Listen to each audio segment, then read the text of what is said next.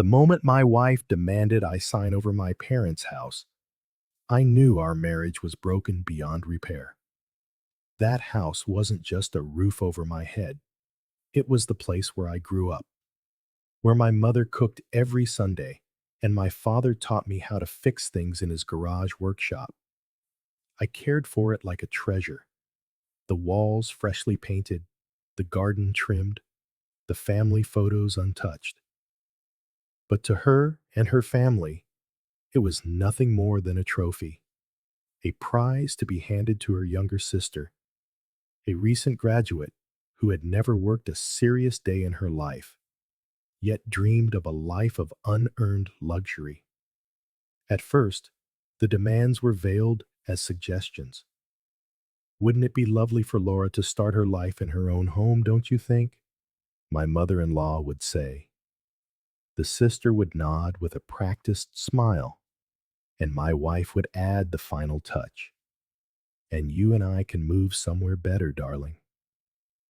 I held my tongue, convinced it was just a fleeting notion, another whim from a family accustomed to taking without ever giving. But the pressure escalated, becoming a constant, repetitive drone at every meal, every gathering, every unannounced visit. My patience finally snapped when they began speaking as if the house were already theirs. The sister would arrive with design catalogs, discussing curtain colors, and boasting to the neighbors about her impending move. My wife didn't stop her. On the contrary, she played along. Yes, once we paint the living room, it will be perfect for you. I would clench my jaw, telling myself that calm was my best defense. I knew that sooner or later they would launch a direct assault. That moment came on a Sunday afternoon. We were all gathered in the dining room, my in-laws, my wife, and her sister. Suddenly, my wife stood up, her eyes fixed on me. In an authoritarian tone, she declared, "Enough of this. The house goes to Laura. Sign the papers and stop clinging to the past." The silence was absolute. My in-laws watched me, a smug satisfaction creeping across their faces. With a firm, steady voice, I said, "No, this house is not up for discussion." The slap came without warning, sharp and hard, right in front of everyone. The sting on my cheek was nothing compared to the pain of the betrayal in her eyes. She screamed that I was selfish, that I was ruining her sister's life, and then she pointed to the door as if I were a trespasser in my own home. I didn't shout. I didn't retaliate. I just met her gaze and said a single word, "Okay." Then I stood up and walked toward the door. No one understood it then, but that calm was the beginning of their ruin. As I crossed the threshold of my own home with a small suitcase in my hand, I felt no rage, only a calculated coldness. They had expected a scene, insults, slammed doors, threats. I saw the confusion on their faces when I didn't react. My wife's sister smirked, believing my silence was surrender. My in-laws exchanged a satisfied glance, as if they had finally broken the son of a nobody who didn't deserve that house. I just kept walking, slowly, without looking back, letting my calm eat away at them from the inside. In the hallway, I could hear the sister's muffled laughter. "See? He didn't even have the guts to fight." My wife didn't silence her. Instead, she joined in with a strained laugh, trying to validate her decision. I didn't break my stride. I walked out to the front of the house and noticed several neighbors peering out from their windows, drawn by the noise. I recognized their disguised curiosity. They expected to see me defeated, furious, perhaps breaking things. But I gave them no such spectacle. I simply lifted my chin and walked to my car. I placed the suitcase in the back seat and took a moment to look at the garden, the windows, the facade. I was etching a photograph into my mind. It wasn't a goodbye. It was an intermission. The house was still mine, but for now, it suited me to let them believe they had won. The power of a lie feeds on silence, and I was more than willing to let them drown in their own little theater. I started the engine and drove away with the same calm one feels when leaving a boring play. That night, I checked into a modest hotel on the outskirts of the city. In a simple room, I sat by the window with a notebook. I wrote down every detail: the demand, the slap, the laughter, the faces of the neighbors. It was my way of ensuring I would forget nothing. I didn't need witnesses. My notes would be enough to keep me steady when the time came to collect the debt. The more I wrote, the more certain I became. My silence would be my sharpest weapon. The next morning, I received a text from a friend in the neighborhood. "Hey, your sister-in-law is telling everyone she owns the house now." I smiled. I knew they wouldn't waste time inflating their lie. I put the phone away and continued with my coffee. There was no rush. Time was my ally, and my quiet departure was merely the prelude to a much greater collapse, one they were building themselves. The days that followed were a parade of arrogance, and I watched it all from a silent distance. My wife's sister would stand at the entrance of the house as if she were the queen of the neighborhood. She posted photos on social media with captions like "New Beginnings" and "My Dream Home," posing by the front door as if the keys belonged to her. The irony was, she couldn't even get inside. My wife was still living there, maintaining the facade that they were organizing the move. I saw everything from fake profiles, saving every post, every comment. In the neighborhood, the news spread like wildfire. Neighbors whispered that the house was no longer mine, that I had been thrown out like a dog. I pretended not to hear when someone tried to probe with indirect questions. The gossip fed the egos of my wife and her sister. They believed my silence confirmed their victory, when in reality, it was the perfect trap. The more noise they made, the more evidence they gave me. Meanwhile, my in-laws were beaming with pride, as if they had executed a long-term plan. They brought guests to the house, showed them the living room, and discussed where the new owner's furniture would go. It all became a cheap comedy where every actor wanted their moment in the spotlight.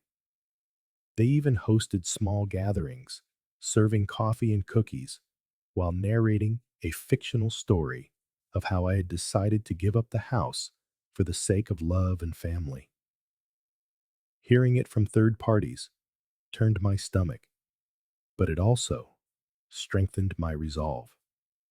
My wife, however, was beginning to show cracks in her facade.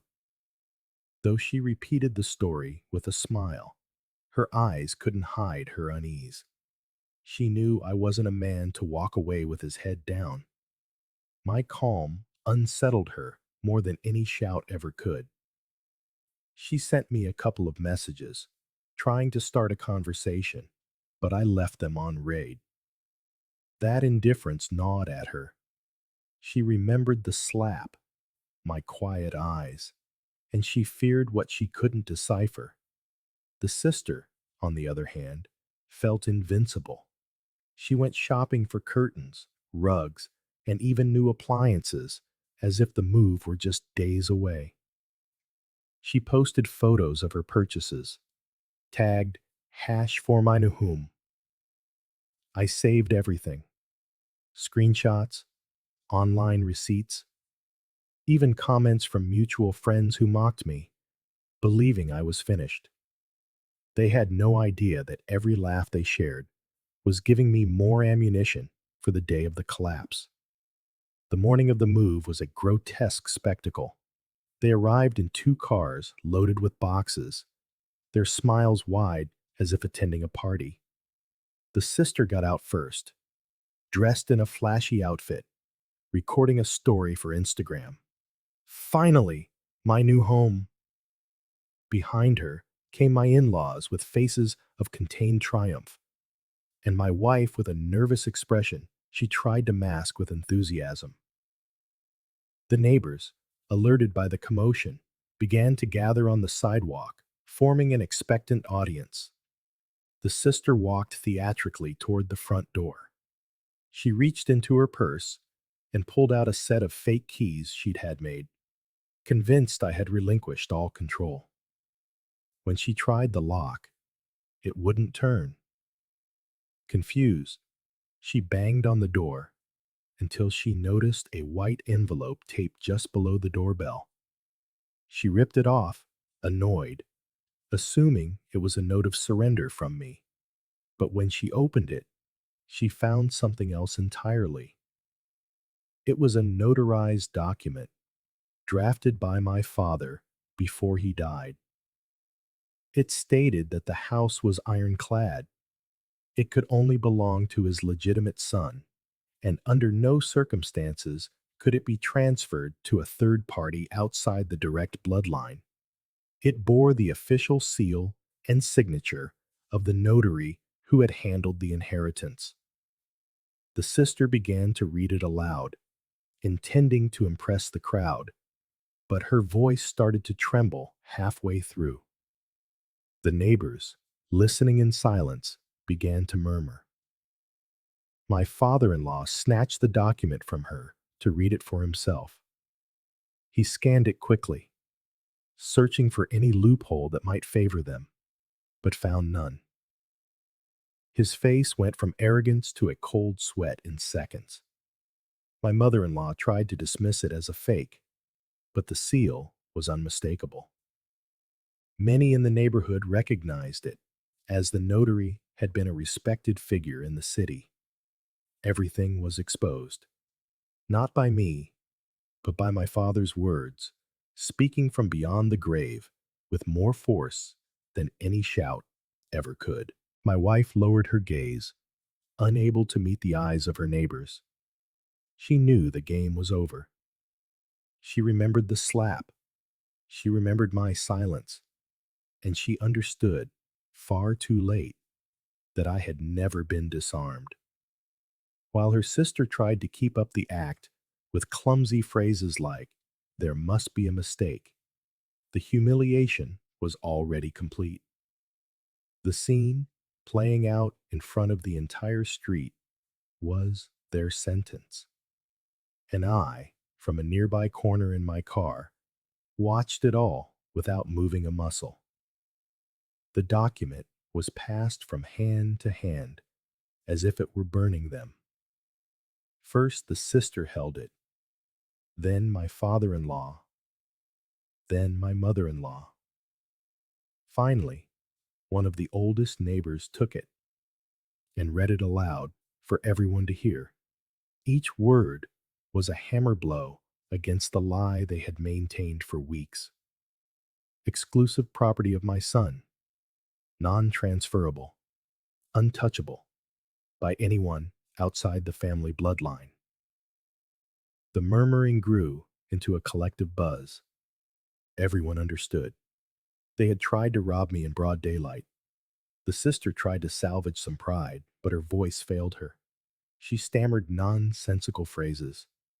That I had forged the letter, that it was impossible, that there must be another version of the will. No one believed her. The neighbors, many of whom had seen her boasting on social media, now watched her with a mixture of mockery and contempt. There was no refuge for her. It was all exposed for the cheap theater it was. My in-laws, for the first time, looked ashamed. The man who had encouraged his daughter's demands now stood with a lowered gaze, unable to bear the weight of his own foolishness. The mother, who had so often called me selfish, now hid her face in her hands, mortified that the whole neighborhood was witnessing her complicity. Their silence was the most humiliating confession of all. They had gambled their dignity on a lie and lost it in front of everyone. My wife was broken. She stepped away from the group and whispered, barely audible, "What have I done?" No one answered her, not her family, not the neighbors. There were only the judgmental stares, the kind that pierce deeper than any insult. The slap she had given me days earlier now returned to her, multiplied 1,000 times over in the form of public shame. Her mask of the proud wife crumbled before the very eyes that were once meant to applaud her. The scene lasted only a few minutes, but it felt like an eternity. The dream of taking the house dissolved like a sandcastle hit by a wave. This was no longer about losing a piece of property. They had lost their dignity. All the while, I remained in my car, watching from a distance, letting my father's letter speak for me. I didn't need to scream for revenge. Justice was already being served, written on that yellowed piece of paper that had just become their condemnation. The sister was the first to lose control. With trembling hands, she crumpled the document and tried to tear it, as if destroying the paper could erase the truth. But a neighbor snatched it from her and smoothed it out again for all to see, the signature and seal intact. "This is legal, girl. It doesn't matter how loud you scream," he said with disdain. She shrieked that it was a conspiracy, that I had manipulated everything, but her words drowned in the sea of disbelief. The mailman who had delivered the envelope minutes earlier was still on the sidewalk, watching with his arms crossed. When the sister accused him of being in on it with me, he just shook his head in annoyance.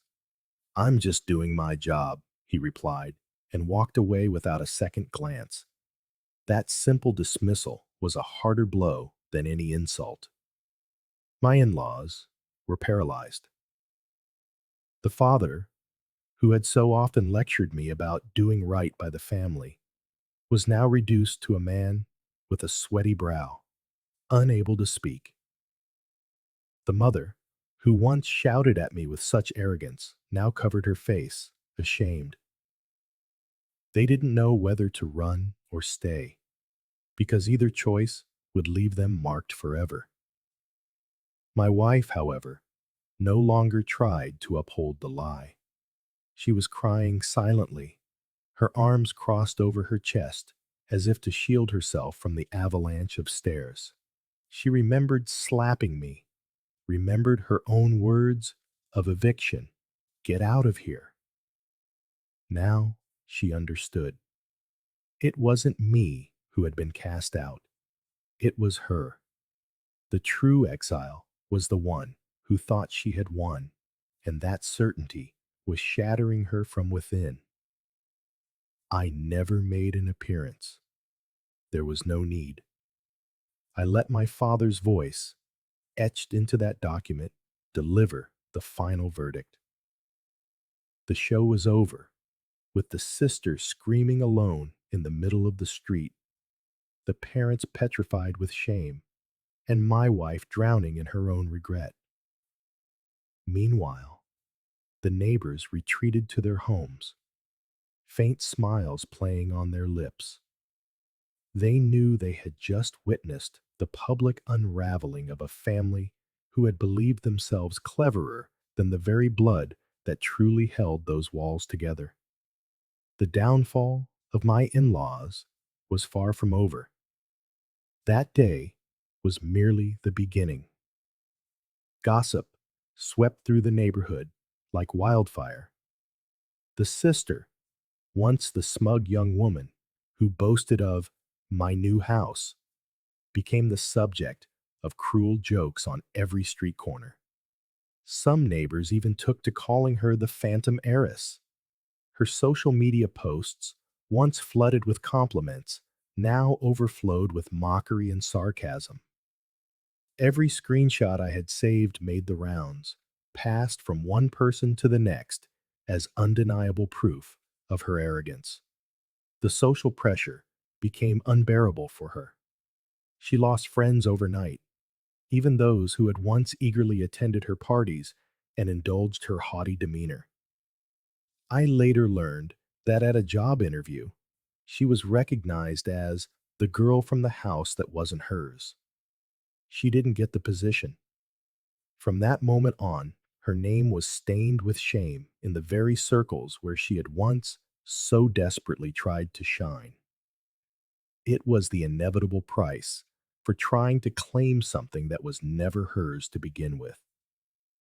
My in-laws did not escape unscathed. The father became a sullen, withdrawn man who barely acknowledged anyone on the street, burdened by the weight of his complicity in his daughter's lie. The mother, the one who had once called me selfish, could no longer meet anyone's gaze. Her reputation crumbled with every snicker and laugh from the neighbors. They were both branded as accomplices in a scheme that ended in public humiliation, a shame that would follow them for the rest of their lives. But it was my wife who was hit the hardest, in the quietest, most personal way. For weeks, she tried to reach me, searching for an explanation, for a forgiveness that would never come.